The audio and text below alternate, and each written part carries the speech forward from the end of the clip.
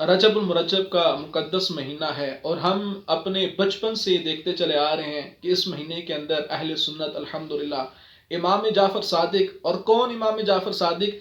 इमाम जाफ़र सादिक इमाम बाकिर के बेटे, और इमाम बाकिर इमाम ज़ैनुल आबिदीन के बेटे, और इमाम ज़ैनुल आबिदीन इमाम हुसैन, और इमाम हुसैन कुर्बान जाइए शेर खुदा हज़रत अली कर्रमल्लाहु ताला वजहुल करीम के लख्त जिगर हैं। तो ये इमाम जाफ़र सादिक के नाम की अल्हम्दुलिल्लाह अहले सुन्नत के यहाँ रजब के मुकद्दस महीने में न्यास पकाई जाती है, जिसको कुंडों की न्यास कहा जाता है। यानी न्यास पका के, अब ये अपने अपने लोगों के रवाज हैं, बाज़ जगहों पे हलवा पूरी, खीर पूरी या इस तरह की कोई न्याज मीठी पका के उसको मिट्टी के बर्तनों में रखा जाता है और लोगों के दरमियान तकसीम कर दिया जाता है। इसी को कुंडों की न्याज कहा जाता है।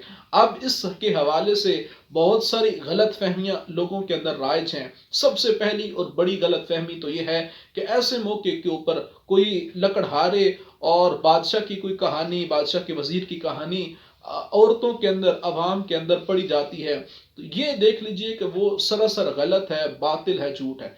उससे आपने इज्तनाब करना है। अगर आपने घर के अंदर खैर और बरकत के लिए कुछ पढ़वाना है तो ज़रूर पढ़वाइए, लेकिन यासीन शरीफ, सूरह बकरा, सूरह रहमान, कुरान पाक का ख़त्म, इन चीज़ों के का इसाल सवाब इमाम जाफ़र सादिक को बख्शिए। और इसी तरह बाज़ लोग ये सोचते हैं कि रजब की फ़लाँ तारीख 15 तारीख या 22 तारीख को ही क्यों करें, इसके अलावा भी तो कर सकते हैं। तो बिल्कुल ऐसा ही है। आप पूरे साल में जब चाहें इमाम जाफ़र सादिक के नाम की न्यास दें।